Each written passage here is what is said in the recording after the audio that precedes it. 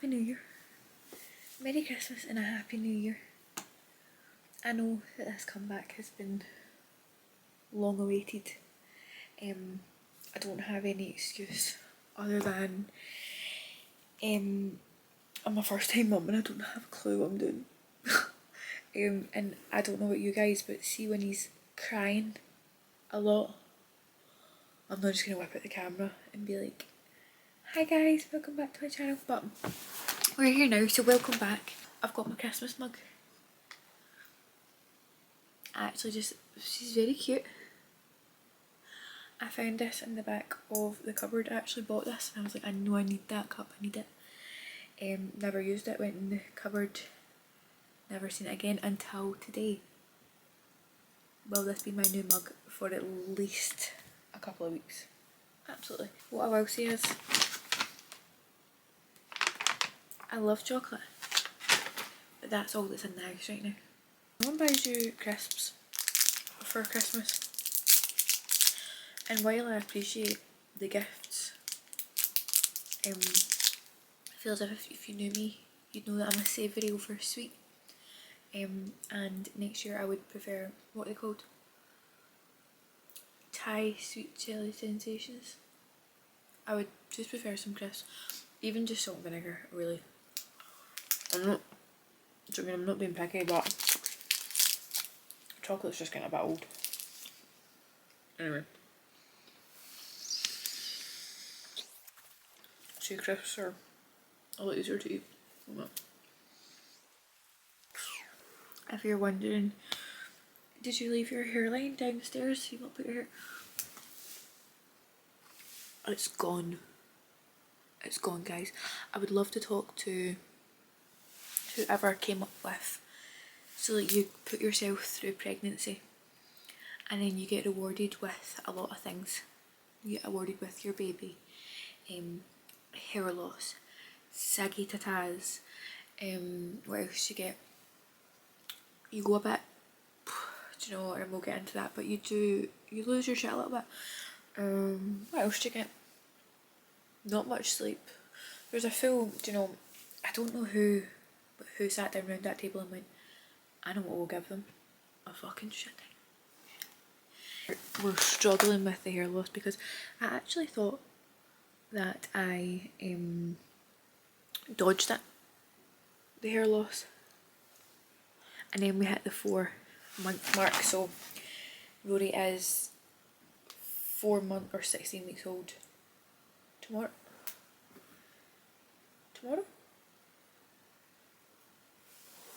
Let me figure that out actually. I can't believe it's January already. Remember you used to do that? Right, so 1, 2, 3, 4, 16. He's gonna be 17 weeks old tomorrow. So he's 4 months old. I'm not gonna be that mum that's like my baby's 28 months and 17 weeks and 2 hours old. He's getting a big boy. So we hit the 4-month stage and I went for a shower, washing my hair. Voldemort is what it's given. I mean, can you imagine my hairline was all the way back there. It used to be here. All that's missing. Do you know, the more I talk about this, the more I want to turn this camera over. Anyway, so I'm bald. I thought it'd be nice to come back with a wee update, a wee Q&A.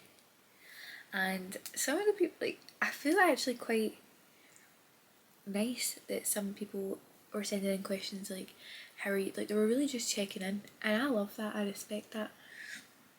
Some questions were a bit cheeky. Alright, my gran watches this. I can't, there are certain things that you can't talk about with your granny. Now with my gran that's not much, but there's some things, there's some questions we're gonna just jump over. He's a darling.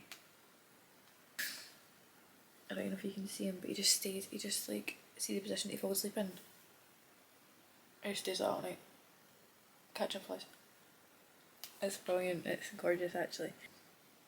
I'm going to answer the kind of how are you doing, how are you recovering questions first. Buckle up. So, in terms of recovery, I feel like recovery didn't take that long physically. Like for everything to heal, for everything to go back to where it was, I don't think it took that long. My bump disappeared in like 2 days. I went down to my normal weight, or like my pre-birth weight, my pre-pregnancy weight, which was quite sad because I feel as if you have this bump, and I was quite nasty to myself during pregnancy. Like I was always calling myself fat, and like I just don't think that I fully gave myself the time to accept my body. I just kind of thought, right, well, it's doing this thing right now, and I'm not gonna look like this forever, and it's fine. And then I feel like I kind of trained my brain to just make it like a joke, like, oh, do you know, I'd always call myself like 10-ton Tessa and stuff, and I just think it's a bit harsh. Bump, like a couple of days my bump was gone, and it was quite sad because that was like his wee home for 9 months. What I did, and I still do now, is when I go to sleep I'll like hug my belly. Obviously when he was in there I was like holding my bump, and I'd always fall asleep and wake up holding my bump, and I still do that, but obviously my bump's not there. So I think that's quite sad, but it did not take, physically recovery did not take that long. Mentally, guys, we're not doing great. We're not doing great. So the first 2 months of baby's life, there was something, I don't want to like out his medical history because that's just the guy doesn't have a saying that. But he was basically really sore for the first like 2 months of his life. So for the first 2 months, he screamed. And he was trying so hard to be happy. He was trying to like laugh and play and interact, and then he would just scrunch up and he would just get so sore. He was in hospital for a wee night stay. We had medication after medication after medication, and see, during that I feel like I coped with that so well. Like I was definitely on autopilot. I feel like I was just like, right, I'm his mum, I need to fix this, I need to be there for him. And it was almost like I was just kind of ignoring the impact that was having on me. And then we got to the kind of 3.5 mark. Crying stopped. Like he's the happiest baby, but obviously he still cries for like the normal hungry, tired, like bored. Like if he's been playing on the floor or on his mat or his toys and he gets bored, he'll have a wee whinge. I think that cry, I don't want to say I have PTSD because I think that's like a bold saying, but there's a certain cry that he does that when it reaches like a certain pitch, my brain can't take it. Like and I don't know what it is. I've read about it and I've spoken to like the health visitor and things. My brain can't handle that at the moment, and that is something that I'm really working on. But yeah, I think I was on like autopilot, and then I feel like now the impact is coming out, but it's almost like, I feel like to the outside world it might not really make sense because he's stopped crying, like he doesn't do it anymore. But when he does cry and it reaches a certain level, I don't know if it's my brain thinking like he's in pain, you need to fix it, or if it's just a noise that my brain can't hear. But it's hard. One bit of advice: build your village while you're pregnant. Like I'm very lucky that my mum works with babies, my partner is amazing, his family are amazing, like everyone around me is good, and it has known me long enough to know like how to kind of cope when I am like moody or snappy or, you know, upset. But I would definitely say build your village up so that when these things do happen, if they don't happen to everyone, but yeah, definitely build up your village. Somebody said, would you ever share your birth story? Guys, it's disgusting. if you want to know the truth, it's disgusting. Will I do it again? I don't. Peeping Tom. I don't know. The thought of having Rory be an only child breaks my heart, because I've got a brother and a sister, and I think my life would be so different without them. I don't want him growing up, like I keep seeing videos and it's like kids playing by themselves in the garden. Excuse me. And I just think my heart just can't take that. But can my body take another birth?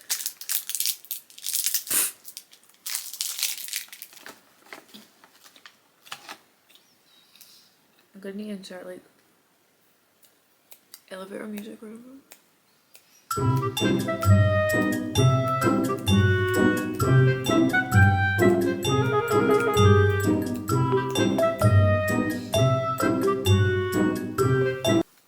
Right, so basically, throughout my pregnancy, I developed a heart condition. Not like me to pick the hardest route. So I was read pathway all through pregnancy. And basically the heart condition is nothing crazy, but they basically said that my heart pumps like okay for me, but when it came to pumping for me and another, like the baby and like my body working extra hard, it just wasn't coping. So the plan was always for me to have a C-section.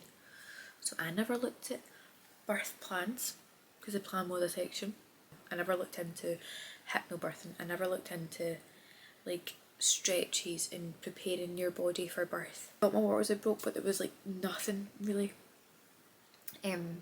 So we went to the air show and I was a bit sore as well, but I was just like, I'm just pregnant, I'm just, you know, I was saying 10 ton Tessa, I was just swollen, and so I'll insert a picture of my ankles during my pregnancy, guys. Don't say I'm not good to you. So we went to the air show, came home, had dinner, and then I went to bed. And Lewis was down the stairs watching telly, and I fell asleep, and then I just remember this like feeling of like, it was kind of like a period cramp, just really like uncomfortable. I sat up,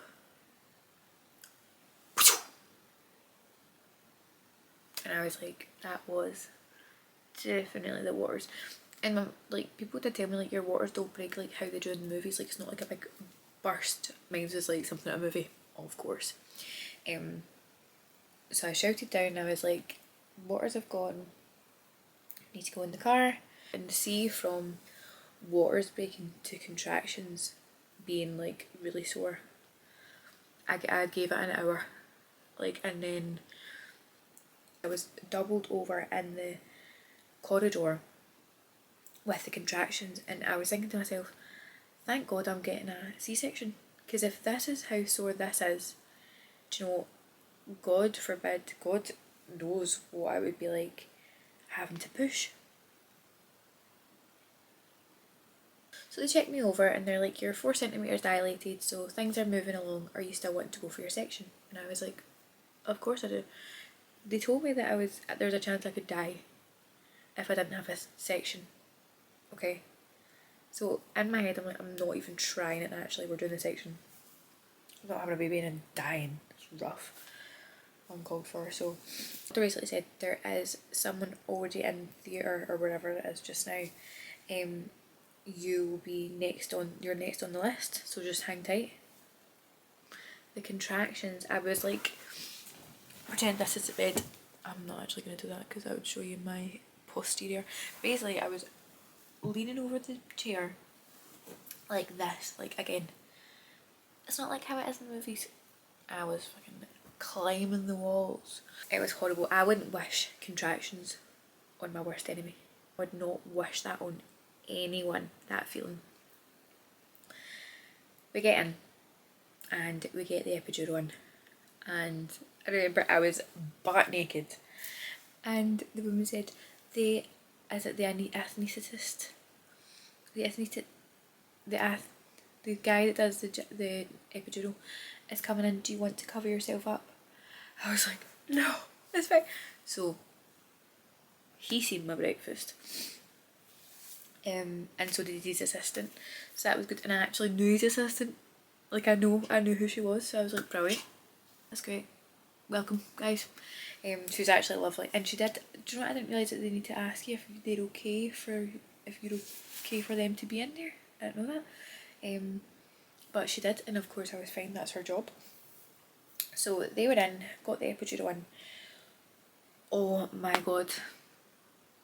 The relief. I was going to say instant there, but it wasn't really instant. You had to kind of wait for it to kick in a wee bit. But the relief of that was amazing. So that was, let's say, 3 o'clock.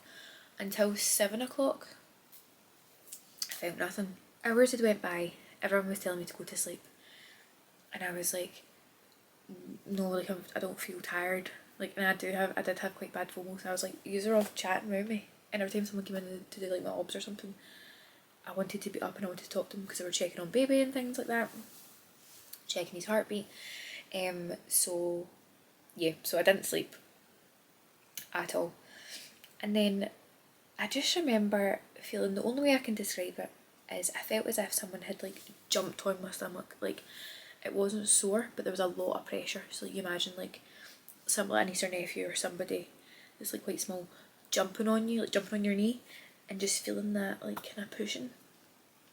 So I pressed my wee buzzer and the midwife came in. Can I just say, I loved my midwife. She came in and she was like, I told her and she was like, right, okay, we'll do a wee check over. She checked me over. The lights went up. The doctors ran in.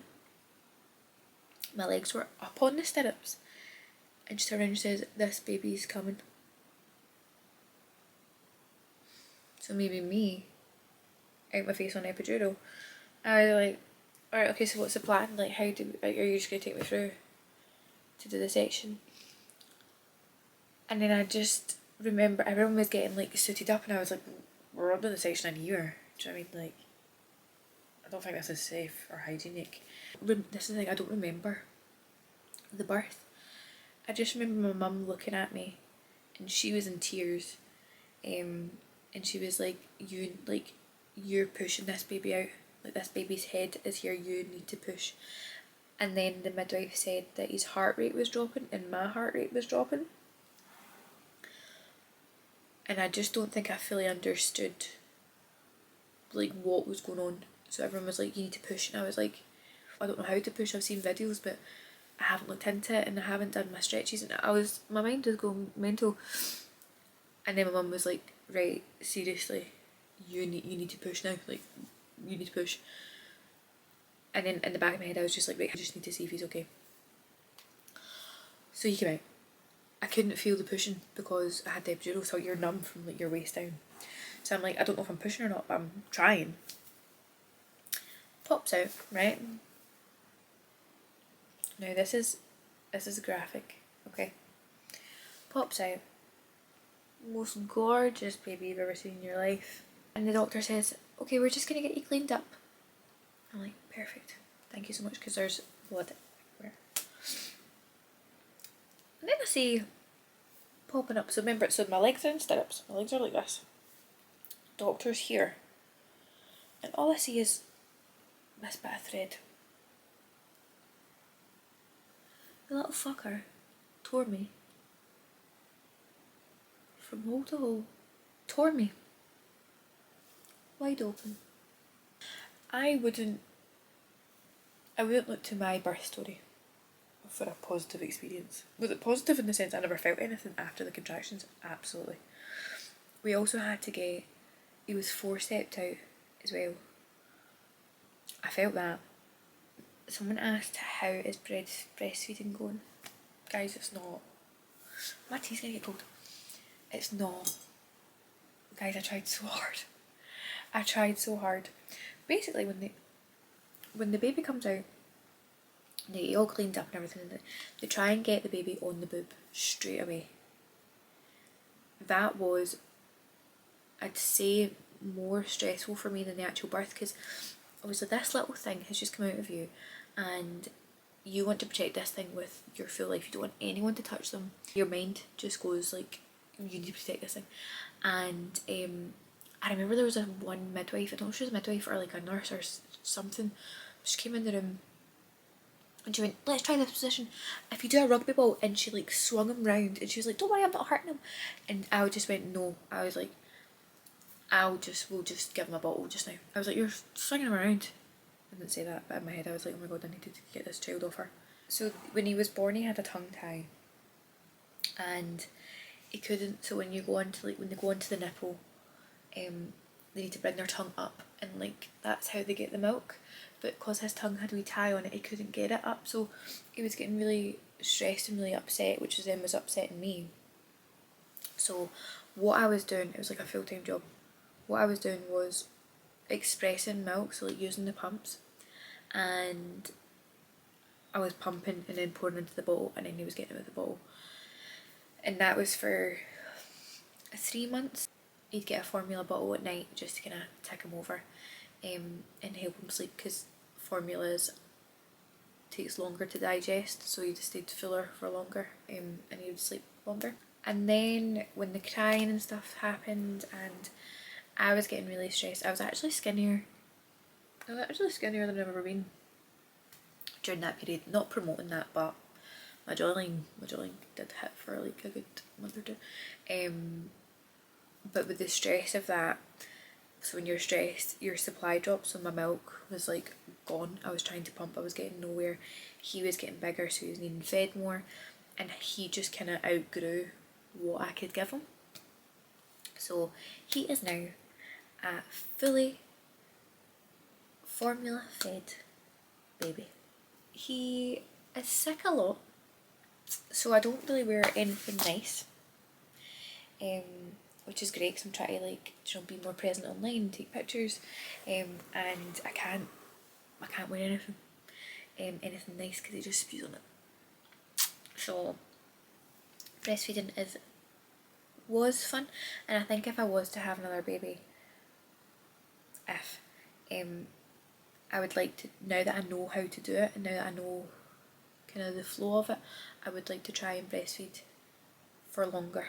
But he's fed, he's grown, and he is such a happy baby, so I don't think that it's doing him that any damage really. Are you sleep training? If so, what method are you following? Because there's quite a lot of videos. We are not a sleep train.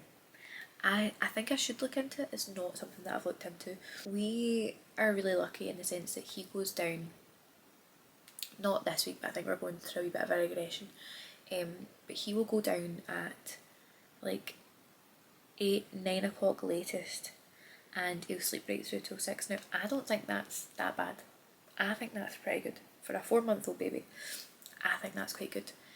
The issue we're having is that so he wakes up 6ish, has a bottle, goes back to sleep until about 9. See, from 9 until bath time at like 7:30, that kid fights sleep like his life depends on it. It's getting to the point now where I think I need to lock myself in the house for 2 or 3 months and get a nap routine in, because he doesn't sleep, and then he gets annoyed and then he starts crying and then he's overtired, and then it's just a full thing.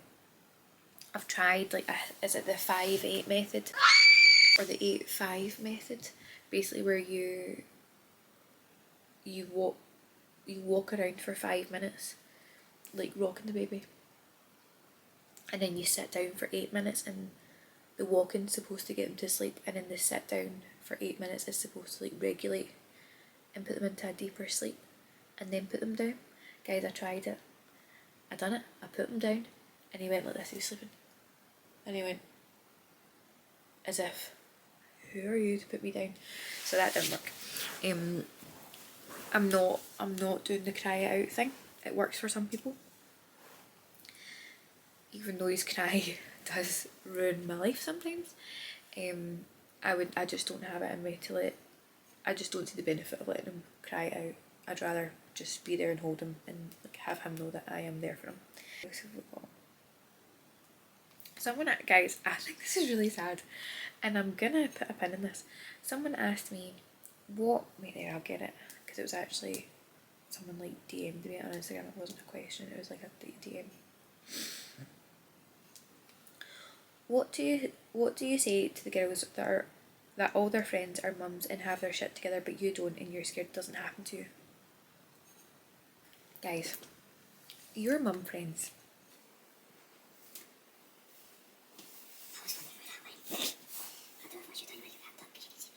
Hey, just give me 10 minutes. Is that amazing? On your telescope? What, are you just looking at it normal? Okay, What was I saying? Yeah. If you think that your mum friends have got it together because they're mums, give yourself a shake. Guys, we are struggling. I don't know one mum that doesn't miss their hurling, that doesn't miss a hot meal. Because when you have a baby, you're out. You're dinner. You think you're having dinner. You're not having dinner. When you have a baby, you cannot just book a holiday. You cannot, well you can, but these things are harder. You can do them, but they're harder. You can't just go to the gym. Unless the gym accepts babies. Even if the gym accepted babies, I would not take him at the gym. I'm sorry, I love him. I couldn't think anything worse. Tried something for yourself, and then if he's crying, oh, that would be my 13th reason why. You can't go to the gym. You can't eat a hot meal. Your hairline's non-existent. Your boobs are sag-a-lag. Yeah, I literally wake up every day terrified of how the day's gonna go. Are we gonna have a good day? Am I gonna get stressed? Is he gonna get stressed? Is baby gonna get stressed? Do you know, you're not gonna actually do get a lion, but that's because me and Lewis take turns each when we can, when his shifts let us. But you're like, your Sunday lion, babe's gone. Before, do you know, being serious, I would not worry about it. I really, when my like main friend group, the two girls, they both have babies, and I was the last one to have a baby. And I think I felt the same in terms of like, they've got it together, they've got like my dream life, I'm never gonna have that, and it was quite upsetting. Guys, now I've got that. I've got the house, I've got the baby, I've got the relationship. Do I miss life before? Absolutely. I don't regret this. I love this journey. It's the hardest thing in the world. I'm going to be that cliche person that says it's the hardest thing in the world, but it's amazing. And you know, when they're screaming at you, and we go for a bath every night. We go for a bath every night. I've stopped bathing with him. Do you know why? Because he shits on me. Okay? Enjoy your bath by yourself with no shit on you. Are you joking? It's disgusting. But yeah, there's amazing moments. But I would say that I do miss the freedom of not having a baby, and I do sometimes miss or think like I didn't appreciate how good life was before this.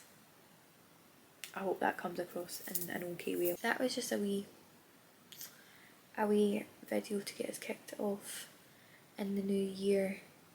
I would say that I'll be back next week if my son allows it. I will be. Also, elephant in the room, guys. I don't know if you follow me on Instagram.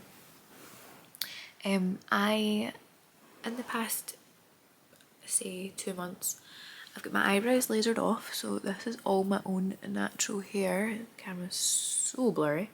This is all my natural hair. I don't know what this is.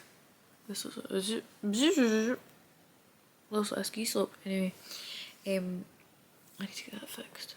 What? That was like, remember you used to draw your eyebrows on? It was just like a big thing, a big like archway. That's funny. Let's look at this one. That's my own eyebrows. I had my eyebrows microbladed and I had them removed.